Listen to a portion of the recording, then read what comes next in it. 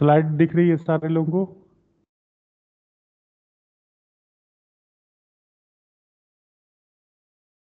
Hello, yes sir. Yes sir. Slide दिख रही है सारे लोगों को? Yes sir.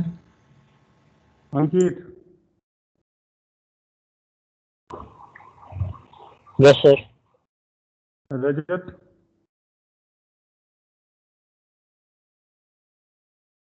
Hello,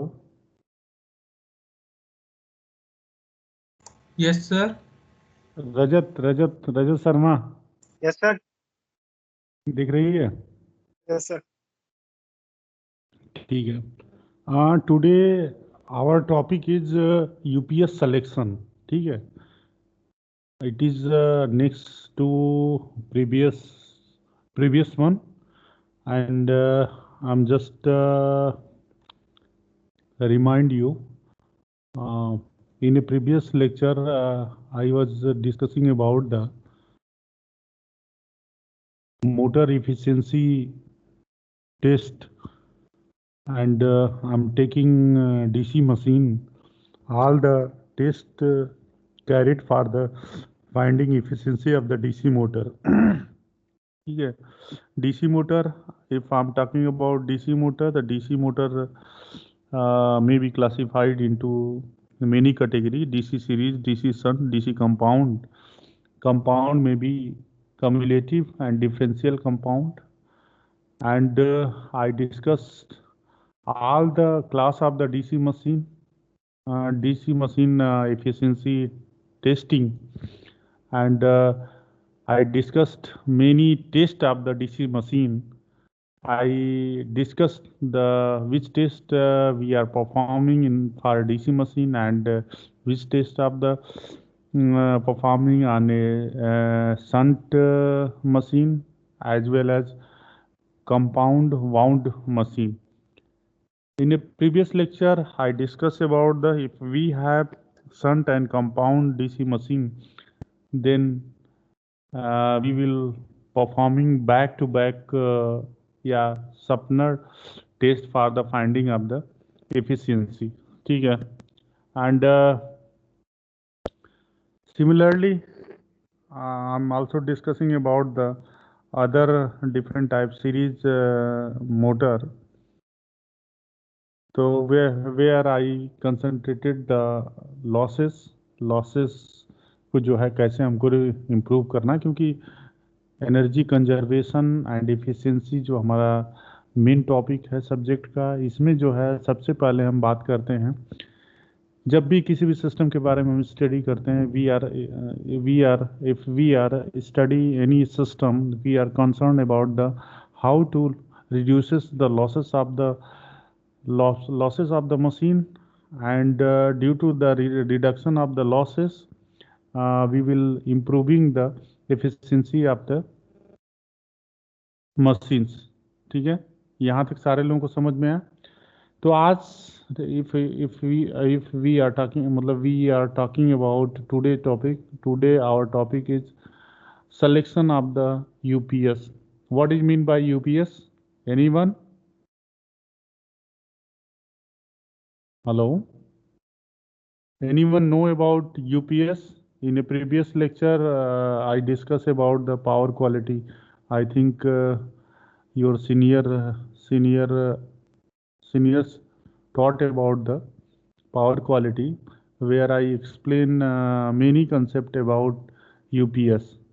Do you know about UPS? Anyone? Aniket? Sanjay? Sir, UPS, sir, uninterruptible power supply, sir, UPS. So what are the component of the UPS?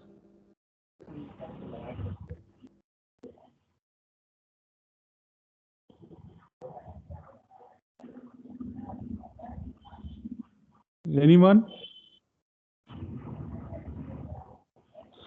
Actually, if we are talking about UPS means simply uninterrupted power supply. That means कि any consumer also demanding continuous power supply, ठीक है ना. And sometime if supply is not available, then some interruption are there. Some interruption are produces for the consumers. Consumer don't want to any interruption, and they want to get continuous power supply. For fulfilling this objective, the distribution company या जो हम supply provider uses different type of the sources. Just suppose we have a society. The society has a connection of NPCL, and society has also DG set for the during interruption. We are providing power through the generator and alternators, ठीक है. And sometime many families या many flats uses its own UPS system. The UPS system has following component. It has rectifier and inverter. First of all, if supply is available, AC supply is converted into आवाज मत करो. AC supply is converted into DC supply and stored in battery bank. Battery are rated in AH. Are you heard about AH? Hello? Yes, sir. Are you heard about AH? Yes. No, sir. AH. Battery rating is given in AH, ampere hours. That means if we have 30 AH, 50 AH, 100 AH, या 150 AH, या 180 AH, या 200 AH, या 220 AH. That means कि if we have 150 AH, that means कि 150 ampere current is flowing in 1 hour. This is the capacity of the battery, ठीक है ना.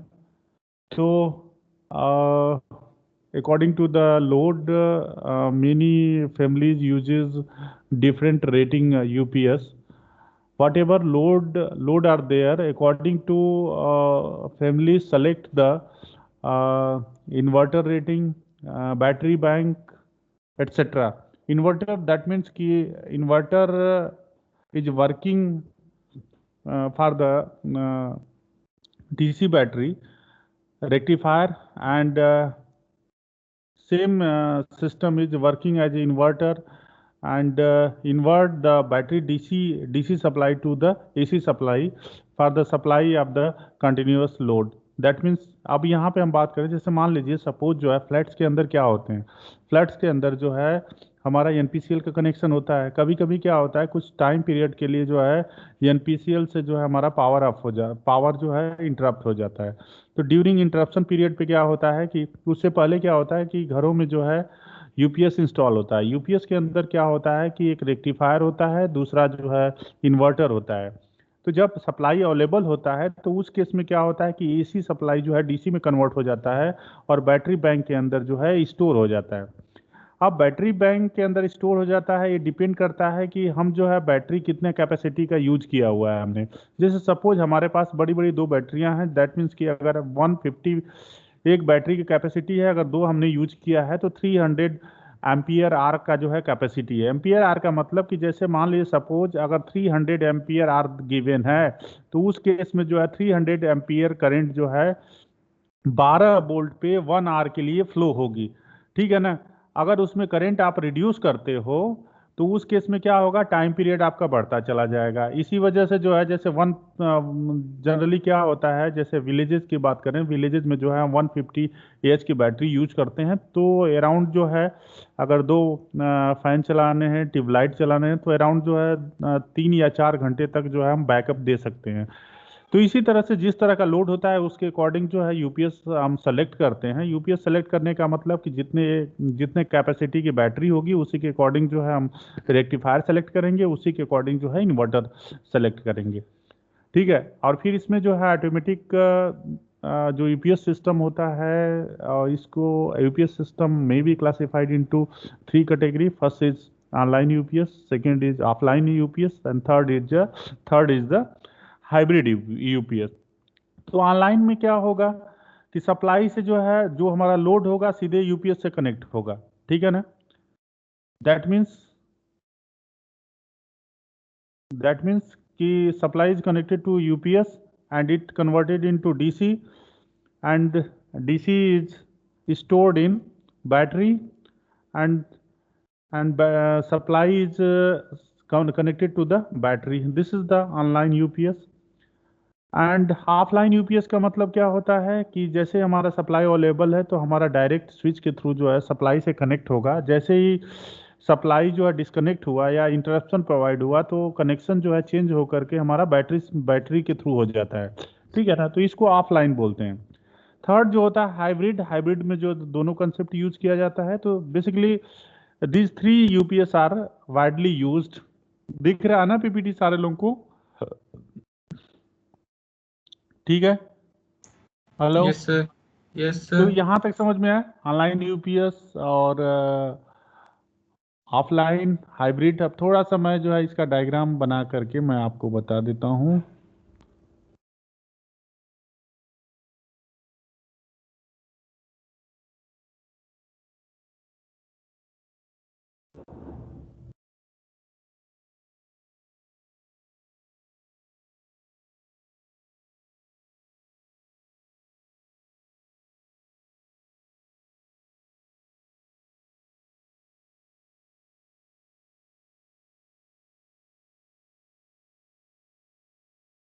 दिखाई दे रहा है? हेलो। Sir, yes sir. दिखाई दे रहा है? अब देखिए यहाँ पे क्या हो रहा है हमारा। ये हमने ब्लॉक डायग्राम बना दिया। ये रेक्टिफायर है हमारा।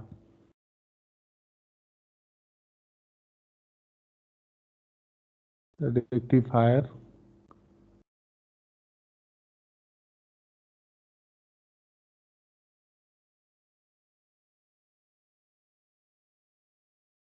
अब यहाँ पे जो है हमारा बैटरी लगा हुआ है।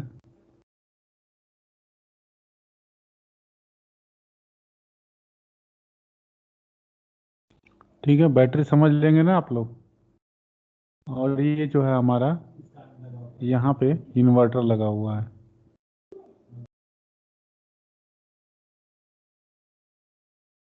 और ये जो है, ठीक है, ये मेन सप्लाई है।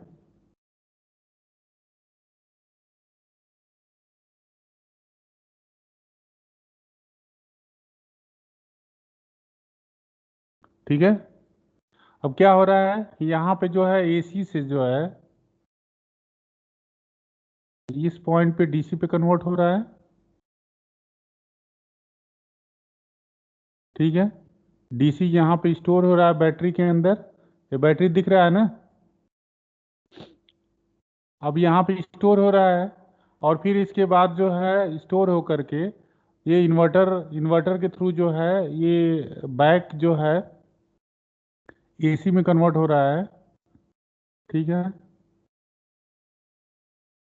तो ये जो हमारा यहाँ पे लोड लगा देंगे हम, लोड ए डी।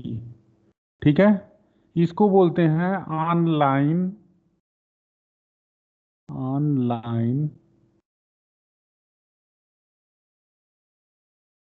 यूपीएस। ठीक है। समझ में आया? हेलो। दिख रहा है अनिकेत? Yes, sir. दिख रहा है?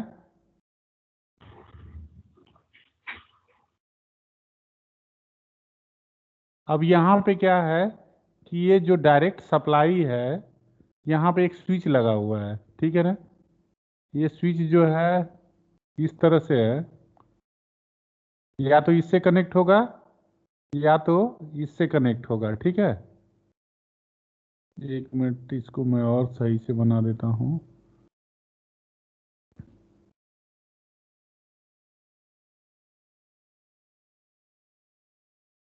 ये हमारा स्विच लगा हुआ है, तो नॉर्मली क्या होगा, इसका कनेक्शन जो है हमारा इससे होगा, ठीक है ना। इन केस अगर यहाँ किसी सिस्टम में अगर प्रॉब्लम होता है तो इसका कनेक्शन जो है इससे हम कर देते हैं,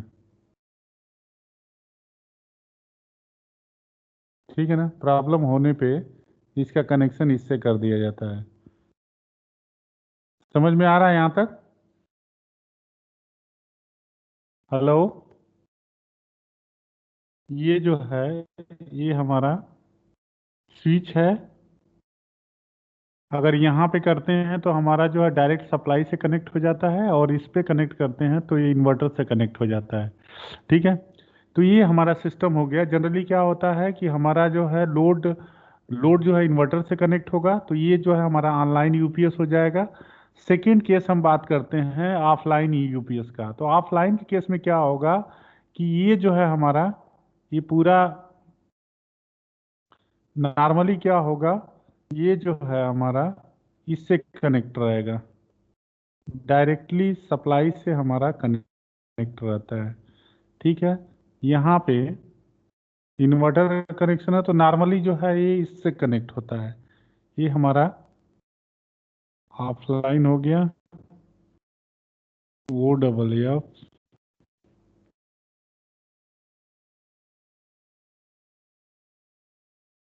ठीक है। समझ में आ रहा है? अब ऑफलाइन वाले केस में क्या होगा कि ये हमेशा सप्लाई से लोड जो है हमारा कनेक्ट होगा, लेकिन अगर किसी तरह का सप्लाई जो है अगर इंटरप्ट होती है तो उस केस में जो है ये लोड का कनेक्शन कहाँ पे किससे हो जाएगा, इन्वर्टर के थ्रू जो है लोड का कनेक्शन हो जाएगा। समझ में आ रहा है? तो ये जो है हमारा कंसेप्ट हो गया, और ये ऑफलाइन यूपीएस का कंसेप्ट हो गया। तीसरा जो है हाइब्रिड होता है। तो हाइब्रिड में क्या होता है कि यहाँ पे इस वाले जगह पे जो है हम फेरो रेजोनेंट ट्रांसफार्मर यूज कर देते हैं। फेरो रेजोनेंट ट्रांसफार्मर जो है रिक्वायरमेंट के अकॉर्डिंग जिस समय जो है हमारा वोल्टेज सैग जनरेट होता है उस केस में जो है ये यूपीएस से इसको कनेक्ट करता है। समझ में आ रहा है? सॉरी, इन्वर्टर से इसको कनेक्ट करता है। तो यहां तक चीजें क्लियर है? किसी को कोई डाउट है तो बताइए, फटाफट बताइए आप लोग। Hello no sir. Rajat, Rajat, Aniket, yes no sir. Sir. Simple सी बात है, एक बार फिर से मैं रिवाइज कर रहा हूं। सबसे पहले ऑनलाइन यूपीएस में क्या होगा कि इन्वर्टर से हमारा लोड कनेक्ट होगा, सिंपल सी बात है, और डायरेक्ट सप्लाई से जो है हमारा स्विच ऑफ होगा। पहला केस हो गया। दूसरा जो है ऑफलाइन इन्वर्टर का केस क्या होता है कि जैसे लोड जो है हमारा डायरेक्ट सप्लाई से कनेक्ट होगा, जैसे इन केस जो है अगर सप्लाई चली जाती है तो उस केस में जो है कनेक्शन चेंज होकर के इन्वर्टर से हो जाएगा। ये जो है हमारा ऑफलाइन का कनेक्शन हो गया। और तीसरा जो है हाइब्रिड कनेक्शन होता है, जिसमें कि स्विच के जगह पे फेरो रेजोनेंस ट्रांसफार्मर हम यूज करते हैं, बस। This is the three class of the UPS which is widely use everywhere for the continuous supply of the power, ठीक है ना। कंटिन्यूस पावर के सप्लाई के लिए जो है these three class of the UPS are widely used everywhere, ठीक है। लेकिन अब यहाँ पे जो है हमारा टॉपिक जो है यूपीएस क्या होता है ये नहीं, हमारा टॉपिक जो है how to select the UPS, ठीक है ना। यूपीएस को कैसे सेलेक्ट करते हैं उसके बारे में हमको बात करना है, ठीक है।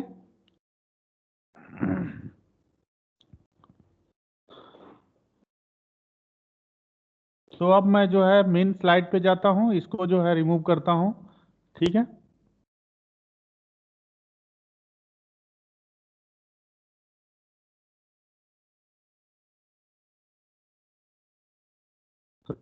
अब देखिए इसमें क्या होता है, calculation procedure has 4 main step.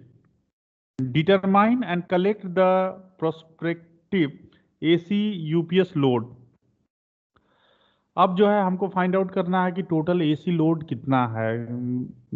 जैसे सपोज जो है 1 BHK फ्लैट है या इंडिपेंडेंट हाउस है, तो उसके उस केस में जो है कितने डिवाइसेस लगे हुए हैं, टोटल जो है कितना एसी पावर रिक्वायरमेंट है, सबसे पहले जो है उसको हम कैलकुलेट करते हैं। Second, construct a load profile and determine the UPS design load, voltage ampere and design energy. इसमें क्या होता है, voltage ampere are. Ampere are मैंने अभी बताया था कुछ देर पहले कि एम्पियर आर जो है बैटरी की कैपेसिटी होती है।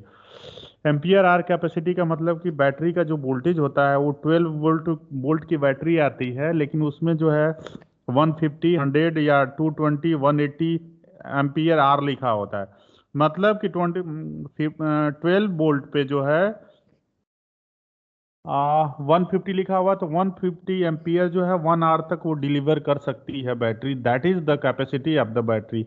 अगर 200 लिखा हुआ है तो 12 वोल्ट पे 200 एम्पियर जो है 1 आवर तक वो करंट जो है डिलीवर कर सकता है। तो these are the small terminology which is widely used for the selection of the UPS. Third is the calculate the size of stationary battery. Earlier I talking about the battery capacity. Battery capacity is measured in ampere hour. The number of cell in series and AH capacity. अब देखिए बेटा, यहाँ पे दो चीज़ें समझने की ज़रूरत होती है। सबसे पहला जो है, अगर हमको जो है करंट रेटिंग इंक्रीज करना है तो उस केस में क्या करना होगा हमको कि बैटरी को जो है पैरेलल में कनेक्ट करना होगा। अगर वोल्टेज रेटिंग को अगर हमको इंक्रीज करना है तो उस केस में जो है बैटरी को सीरीज में कनेक्ट करना होगा। तो ये दो चीज़ हमेशा जो है याद रखिएगा आप लोग, ठीक है। जैसे सपोज जो है क्या होता है कि अगर हम एसी पावर की बात करें तो सिंगल फेज की बात करें तो हम मेरे ख्याल से जो है 230 के अराउंड होता है। अगर 3 फेज की बात करें तो 440 जो होता है, ठीक है। तो अब इस वोल्टेज को अगर जनरेट करना है तो उसके अकॉर्डिंग जो है हमको उस कैपेसिटी के लिए जो है बैटरी इंस्टॉल करना होगा, ठीक है। अब जो है calculate the size of stationary. अब इसमें जो है बैटरी के साइज को हमको कैलकुलेट करना है।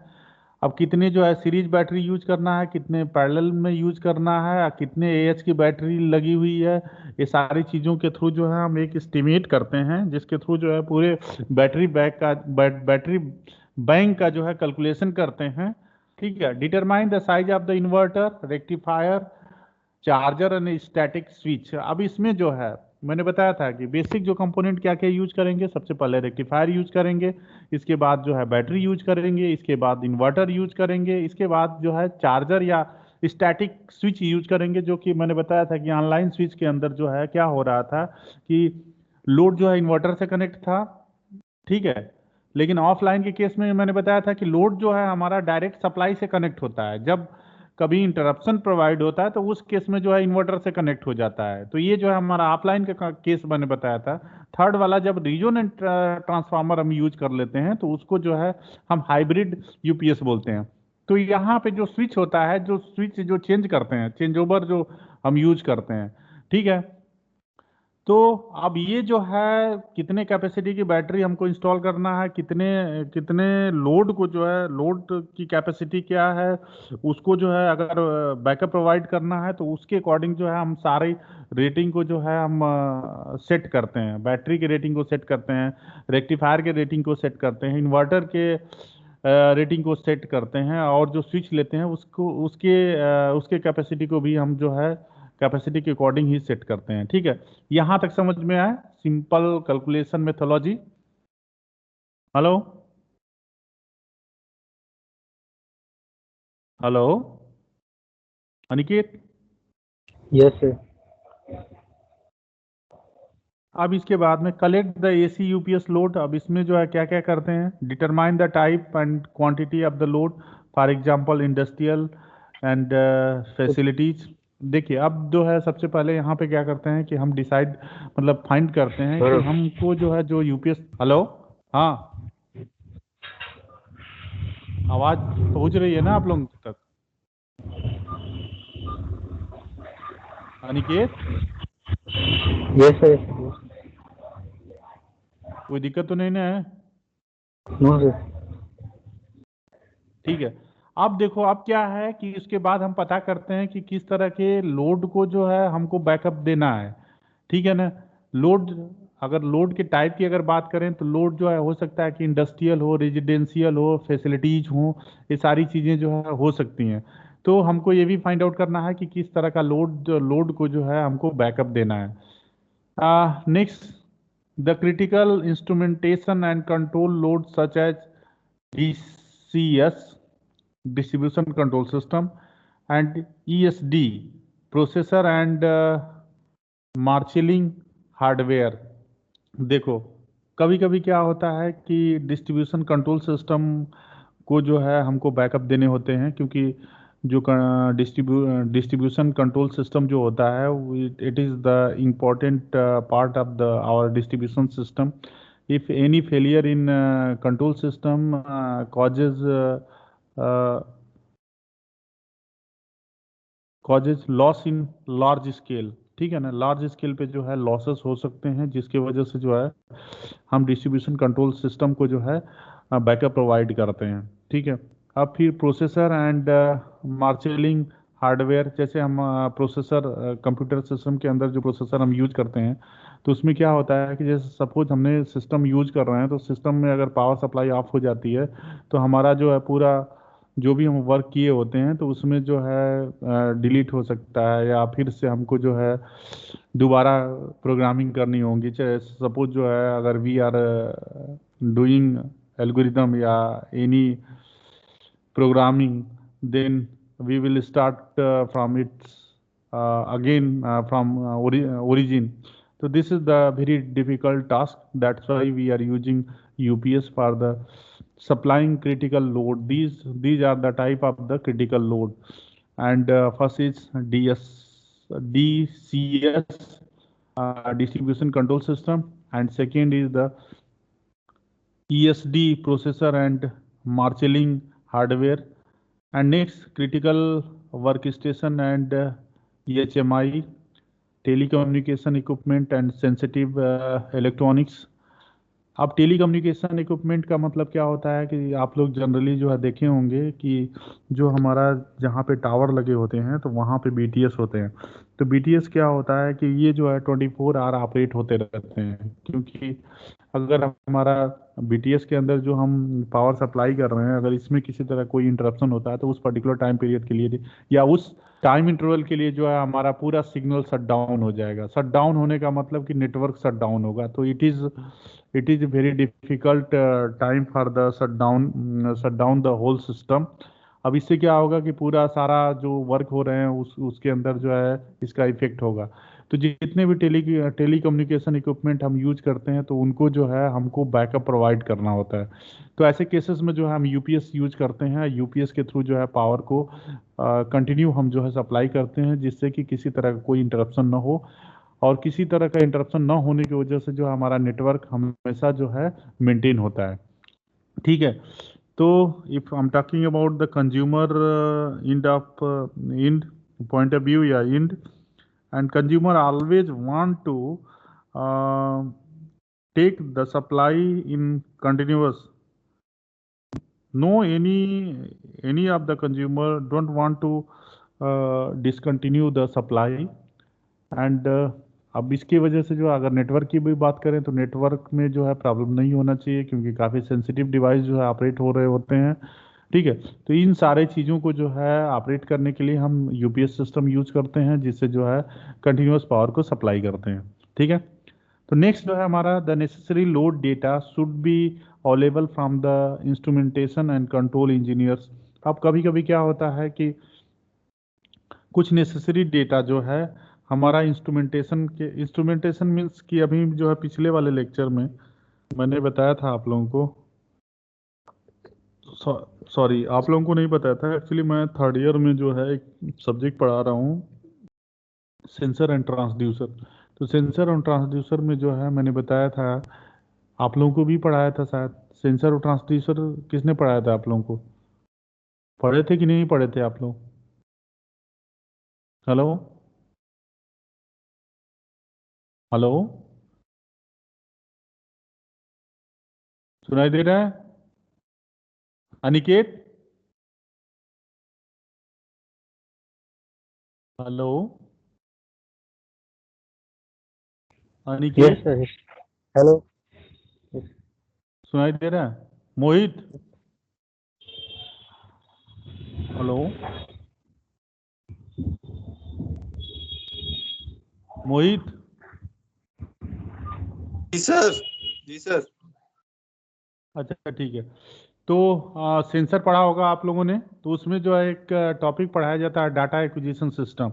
तो डाटा एक्विजिशन सिस्टम में क्या हो रहा था कि फिजिकल सबसे पहले सेंसर लगा रहे थे। तो सेंसर के थ्रू क्या कर रहे थे हम कि फिजिकल क्वांटिटी को जो है डिजायर फिजिकल क्वांटिटी के फॉर्म में कन्वर्ट किया जा रहा था। इसके बाद जो है ट्रांसड्यूसर यूज हो रहा था। ट्रांसड्यूसर के थ्रू जो है हम डिजायर फिजिकल क्वांटिटी को जो है इलेक्ट्रिकल क्वांटिटी में कन्वर्ट कर रहे थे। और जो ट्रांसड्यूसर का आउटपुट जो इलेक्ट्रिकल क्वांटिटी के फॉर्म में जो जनरेट हो रहा था उसकी क्वालिटी जो है काफ़ी पुअर होती थी। तो क्वालिटी को इम्प्रूव करने के लिए जो है सिग्नल कंडीशनिंग इक्विपमेंट हम यूज करते थे। अब सिग्नल कंडीशनिंग इक्विपमेंट के थ्रू जो है एम्पलीफिकेशन, लिनियराइजेशन, क्वांटाइजेशन, ये सारे ऑपरेशन जो है हम परफॉर्म करते थे। फिर इसके बाद क्वांटाइजेशन और सैम्पलिंग करने के बाद जो है एनालॉग टू डिजिटल कन्वर्जन करते थे। और जैसे ही डिजिटल फॉर्मेट में डेटा जो है जनरेट हो जाता था उसको माइक्रो प्रोसेसर या कंप्यूटर सिस्टम से इंटरफेस कर देते थे। इंटरफेस करने के बाद में जो है डेटा का प्रोसेसिंग, स्टोरेज और कम्युनिकेशन, ये तीनों ऑपरेशन जो है हम सिस्टम के थ्रू परफॉर्म कर रहे थे। ठीक है। तो ये सारी चीज़ें जो है अब इसके अंदर जो भी हम डेटा स्टोर करेंगे काफ़ी सेंसिटिव डेटा है। तो ऐसे ऑपरेशन में जहाँ पे डाटा एक्विजिशन सिस्टम यूज हो रहा है तो वहाँ पे जो है पावर को कंटिन्यू होना चाहिए। यहाँ पे किसी तरह कोई इंटरप्शन नहीं होना चाहिए। अगर इंटरप्शन होता है तो हम जो है डेटा लॉस कर सकते हैं। ठीक है ना। तो ऐसे जगह पे जो है there will be the requirement of the UPS system. ठीक है। अब जो है step 2, the load profile, design load and design energy. अब यहाँ पे जो है लोड प्रोफाइल क्या है, डिजाइन लोड क्या है और डिजाइन एनर्जी क्या है, इसके बारे में थोड़ा सा बात करेंगे। Refer to the load profile calculated for the detail on a how to construct a load profile, calculate design load and design energy. The autonomy method for the constructing load profile is typically used for the AC UPS system. Autonomy method is the number of the hour that the load need to be supported during a power supply interruptions. The autonomy time is often specified by the client in their standard IEEE 446 IEEE recommended practice for the emergency and standby power system for industrial and commercial application has some guidance for the autonomy time. Sometimes a single autonomy time is used for the entire UPS load, which obviously makes the construction of the load profile easier for a computer. अब देखो जो है कैसे calculate करते हैं। Each load in voltage ampere can be calculated as the SI. SI मतलब कि ये हमारा लोड है। लोड जो है किस में हम मेजर कर रहे हैं, वोल्टेज और एम्पियर में मेजर कर रहे हैं, क्योंकि बैटरी के अंदर जो पावर होता है वो वोल्ट और एम्पियर के फॉर्म में होता है। क्योंकि जहाँ पे एसी होगा वहीं पे वी आई कास फाई जो है रियल पावर होगा, लेकिन जहाँ पे डीसी होगा वहाँ पे वी आई होगा सिंपली। ठीक है। अब जो है where SL is the consume the load apparent power VA, अब PL is the consume load power W। ठीक है ना। cos phi is the load power factor per unit और N is the load efficiency। ठीक है। अब यहाँ पे हमारा क्या हो रहा है कि ये जो है जो SI है, SI जो है इसको जो है हम अपरेंट पावर बोलते हैं। और PL जो है ये रियल पावर है। ठीक है। PL is the consume load power, real power है ये। ठीक है। और यहाँ पे ये कास फाई जो पावर फैक्टर है, ये जो हमारा इफिशियंसी है। ठीक है ना। तो वोल्टेज एम्पियर अगर हमको कैलकुलेट करना है तो इसमें real power divide by cos phi into efficiency. यहां तक समझ में आया फार्मूला? हेलो?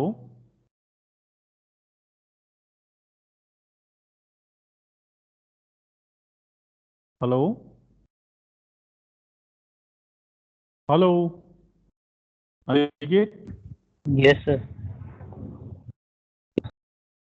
Yes, sir.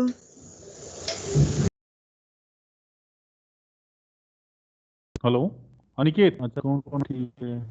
तुम लोग सोते रहते हो क्या? बंदना? हेलो? ये बंद करो ना यार, इधर डेटा हमारा जो है वो हो रहा है। Yes, sir. Yes, sir. Yes, sir.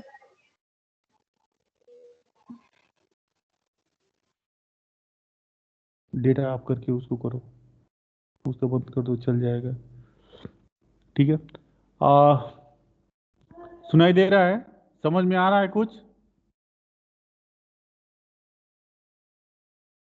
Hello मोहित? हेलो Yes, मोहित, सुन sir. पा रहे हो? हेलो। Yes, जी sir. सर। हाँ, समझ में आ रहा है मैं क्या बता रहा हूँ? देखिए, आज जो जी टॉपिक सर। मैं बता रहा था वो यूपीएस सिलेक्शन का टॉपिक बता रहा था, ठीक है ना? ऑलरेडी मैंने बता दिया है कि अगर क्लासिफिकेशन ऑफ यूपीएस मैंने बता दिया, यूपीएस मैंने बता दिया कि यूपीएस के अंदर जो है कौन कौन से कंपोनेंट यूज होते हैं, ठीक है? अब मैं बता रहा हूँ कि यूपीएस जो सिलेक्शन करते हैं उसको, उसका कैलकुलेशन कैसे करते हैं, उसके वोल्टेज एम्पियर को जो है कैसे कैलकुलेट करते हैं, उसका कैलकुलेशन करना मैं सिखा रहा हूँ। स्टेप सारे जो है मैंने डिस्कस कर दिए हैं पीपीटी में, ठीक है? और आप लोग जो है लेक्चर को रिकॉर्ड भी कर लिया करो ताकि जो है बाद में सारी चीजें आप देख सको, ठीक है? तो ये जो है हमारा बेसिक फार्मूला है। यहाँ पे जो एस आई है या एस एल जो है, ये जो है हमारा अपरेंट पावर है। पीएल जो है हमारा रियल पावर है। कास फाई जो है पावर फैक्टर है। और एन जो है इफिशियंसी है, ठीक है ना? अब यहाँ पे PL is the consume load power, watt में गिवन है।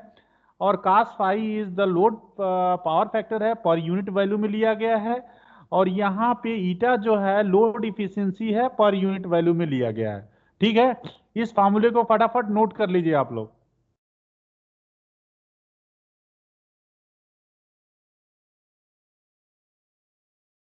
नोट कर रहे हैं आप लोग? Yes, sir.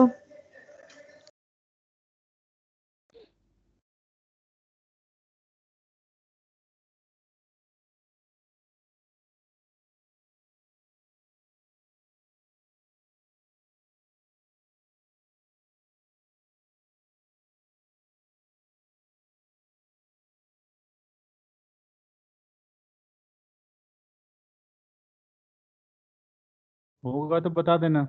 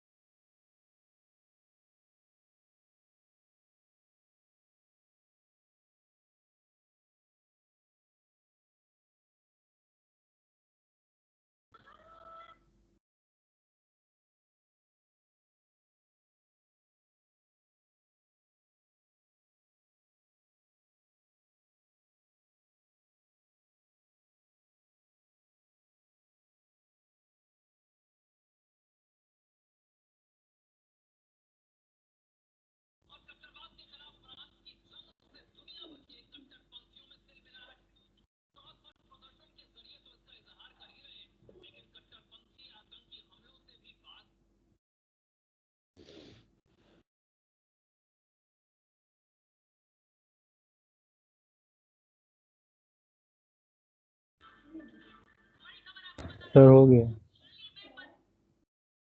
हेलो, ठीक है।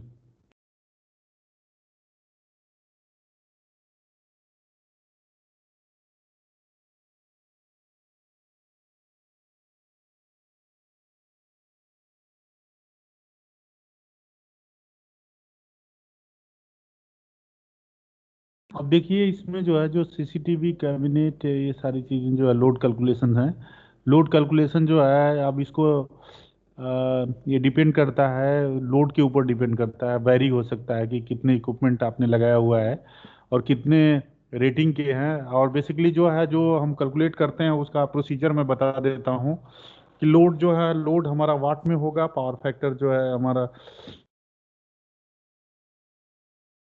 लोड जो है वो, ठीक है।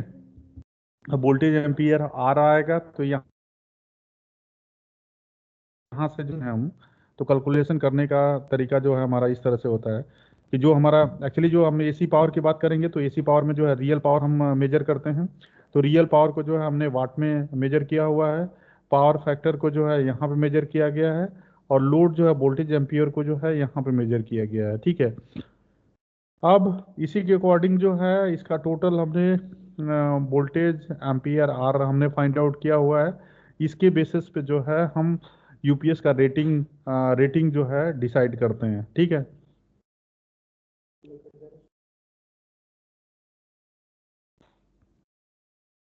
समझ में आ रहा है?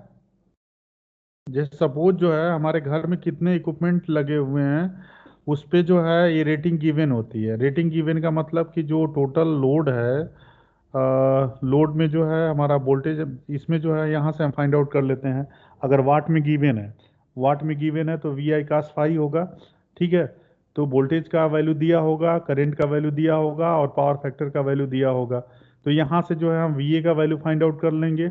और पावर फैक्टर का रेटिंग में गिवन है, तो यहाँ से हम इसको फाइंड आउट कर लेंगे, ठीक है। अगर रियल पावर की बात करें, जो वाट में हम मेजर करते हैं, तो उसको जो है वी आई कास फाई के फॉर्म में हम कर लेंगे।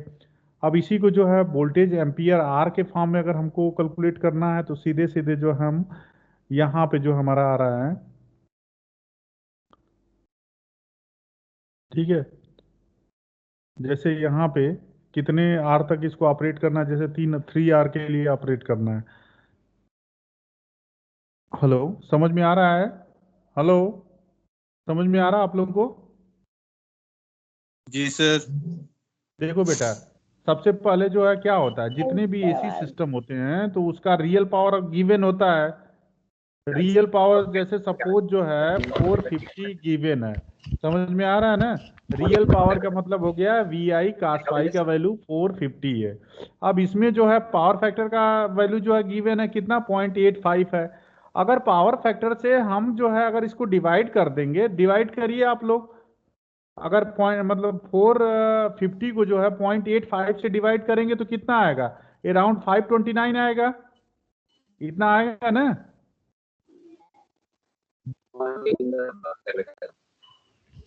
Hello, hello. Yes, sir. 450 को जो है डिवाइड करिए 0.85 से, तो 529 आएगा। Yes, sir. चलिए, ठीक है, हम बताते हैं आप लोगों को, 1 मिनट।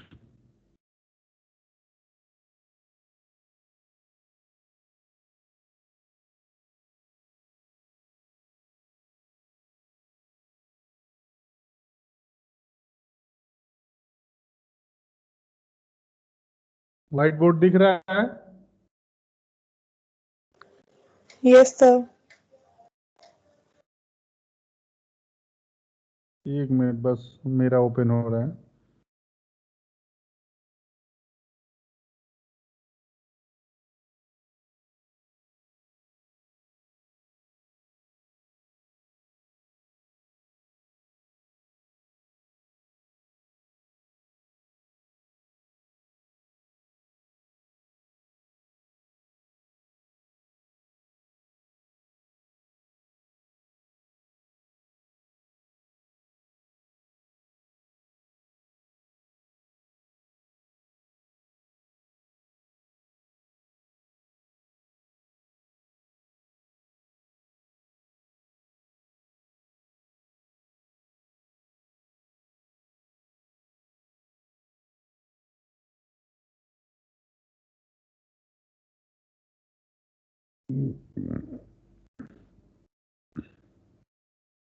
मिटा दो इसको।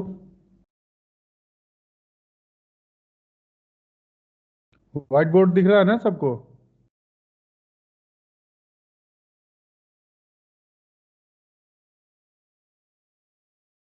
देखिए, रियल पावर जो होता है हमारा, P का वैल्यू क्या होगा?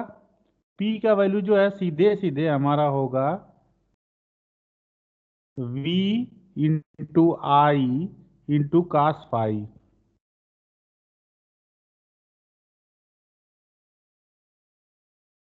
अगर हम घर की बात करें, एसी सप्लाई की बात करें, एसी की बात करें, तो घर पे जो है हमारा V का वैल्यू कितना होगा?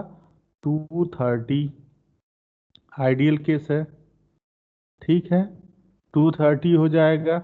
सपोज जो है करंट का वैल्यू गिवन है, कितना है? 3 एम्पियर या 4 एम्पियर हो गया, हमने 4 एम्पियर ले लिया। पावर फैक्टर गिवन है, आई का वैल्यू हमने दिखा दिया आपको इतना। पावर फैक्टर का वैल्यू जो है यहाँ पे 0.85 है, ठीक है ना? ये तो हमने इंडिविजुअल बता दिया आपको। लेकिन क्या होता है कि इक्विपमेंट का जो है पावर सीधे सीधे दिया होता है रियल पावर, ठीक है ना? रियल पावर जैसे सपोज जो है, रियल पावर हमारा, इसको हम डिलीट कर देते हैं,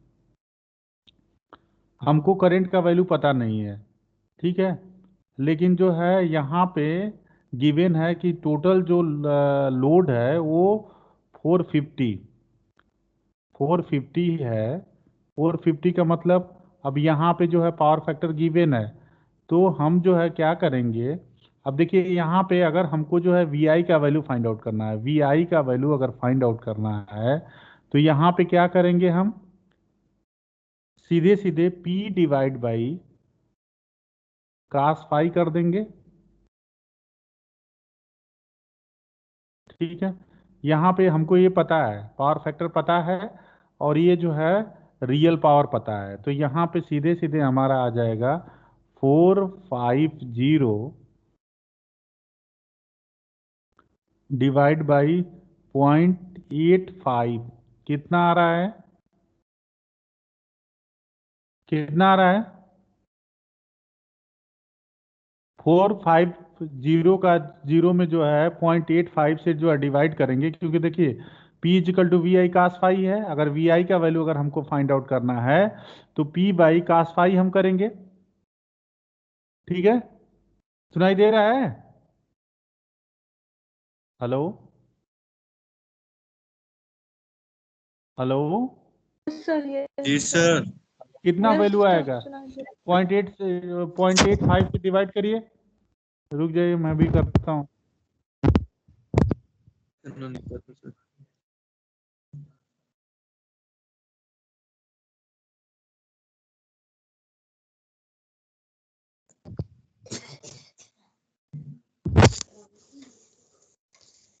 कितना आया?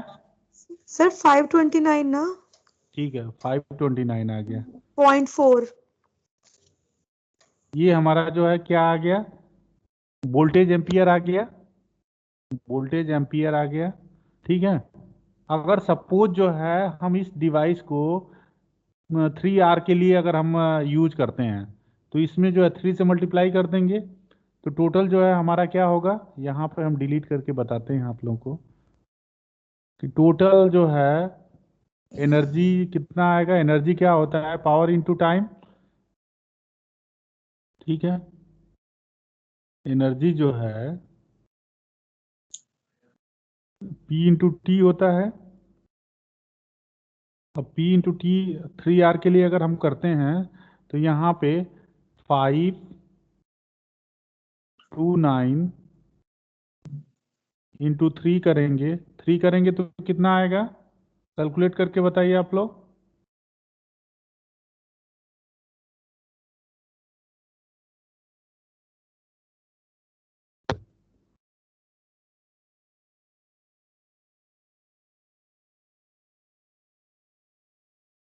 कितना आ रहा है?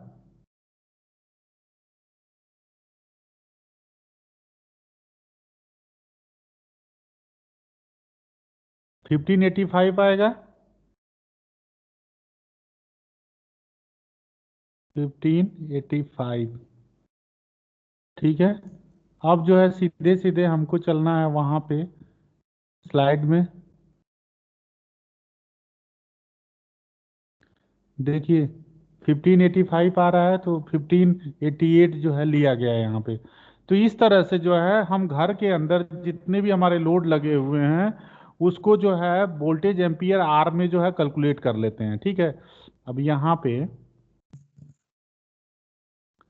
अब इसी तरह से जो है जो भी लोड होगा हम सारा कैलकुलेट कर लेंगे।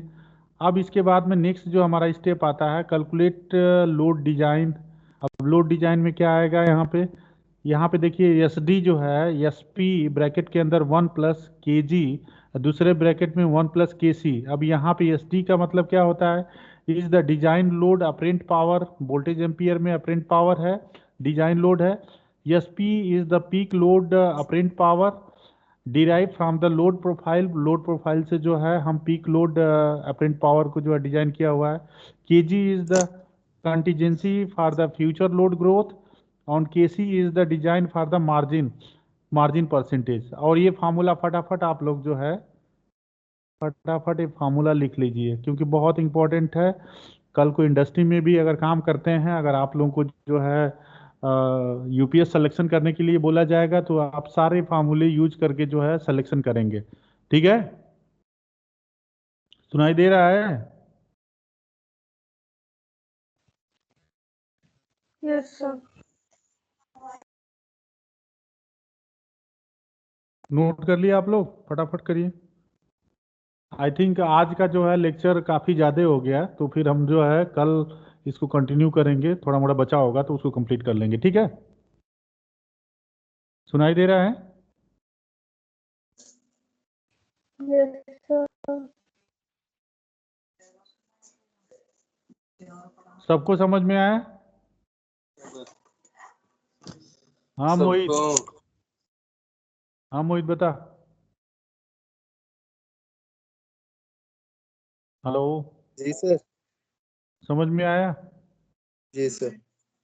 नोट कर लो, इसके बाद जो है कल एक बार और रिवाइज कराऊंगा क्योंकि काफ़ी इंपॉर्टेंट है। कल को किसी भी कंपनी में अगर काम करते हो तो वहाँ पे जो है आपको लोड कैलकुलेशन सिखाया जाएगा, लोड कैसे कैलकुलेट करते हैं और कैसे जो है यूपीएस जो है किस तरह से जो है आप उसको सेलेक्ट करेंगे। तो सारा जो है based on a load selection, load calculation के ऊपर जो है सारा डिपेंड करता है। अगर आपने लोड कैलकुलेट करना आपको अगर प्रॉपर तरीके से आता है तो आपको जो है यूपीएस को सेलेक्ट करने में मुझे नहीं लगता कि किसी तरह कोई दिक्कत होगी। और उसके लिए जो है अभी फार्मूला जो बता रहा हूँ, these are the very very important formula which is widely used during the selection of the UPS. ठीक है, तो thank you very much for the today class. We will meet tomorrow for this topic and we will continue to this topic tomorrow. Thank you very much. Okay, thank you sir.